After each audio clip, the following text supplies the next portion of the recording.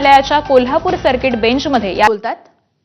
ही शाखा काढावी अशी अपेक्षा आहे आणि त्या दृष्टीने आयएम नागपूरने पिंपरी चिंचवडमध्ये पुण्यामध्ये शाखा काढण्याचं किंवा आयएम सेटअप करण्याचा एक प्रस्ताव दिला होता। आता त्यातले हळूहळू सगळे मार्ग मोकळे होत आहेत आणि लवकरच त्या ठिकाणी ते कॅम्पस आपल्याला पाहायला मिळेल। विरार को लेकर एक सवाल है क्योंकि आपने जो अनाउंस किया वो है, लेकिन वहां पर बहुत मैं चूंकि वहां पर थे हम लोग, बहुत सारी बिल्डिंग है इलीगल है, वहां पे लोग जिस दिशा में रह रहे हैं बहुत बड़ा कंसर्न है सर। ये बिल्कुल कंसर्न की बात है। देखिए वहाँ पर इलीगल बिल्डिंग्स भी है, डायलैपिलेटेड बिल्डिंग्स भी है।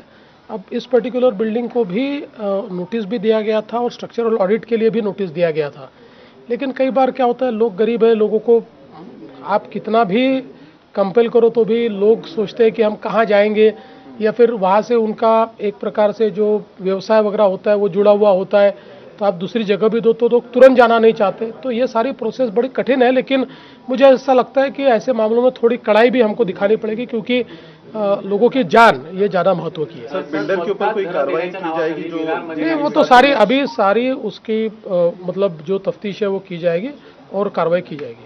सर स्वस्तात घरं देण्याच्या नावाखाली विरार असेल, नाला सुपारा असेल, वसई असेल या भागात काही बिल्डर अनधिकृत बांधकाम करतात आणि अशा अनेक इमारती अशा बिल्डरांवर भविष्यात कारवाई। आता तर आपण ते होऊ नये म्हणून मोठ्या प्रमाणात कारवाई केली आहे, पण या जुन्या बिल्डिंग्स आहेत, 15-20 वर्षापूर्वी झालेल्या अनेक अशा बिल्डिंग्स आहेत।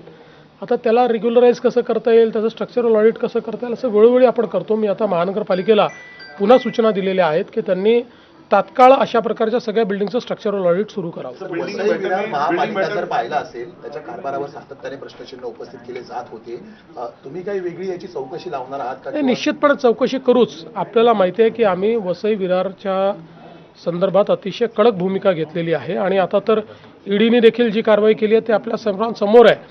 एक प्रकारे या शहराला पूर्णपणे त्या ठिकाणी समाप्त करण्याचं, म्हणजे तिथलं इन्फ्रास्ट्रक्चर खराब करणे, प्रचंड बोकाळलेला भ्रष्टाचार, अशा सगळ्या गोष्टींनी हे शहर ग्रसित आहे। त्यामुळे त्यातनं आता त्याला बाहेर काढायचा प्रयत्न आम्ही करतो। राज ठाकरेंच्या घरी पहिल्यांदा काल उद्धव ठाकरे गेले होते गणपती दर्शनाला। चांगली गोष्ट आहे, मला फार आनंद झाला ते गेले। मराठाचं पूर्वी पण गेलो होतो। मराठाचं देखील आंदोलन सुरू आहे, दुसरीकडे ओबीसी मोर्चा देखील आहे।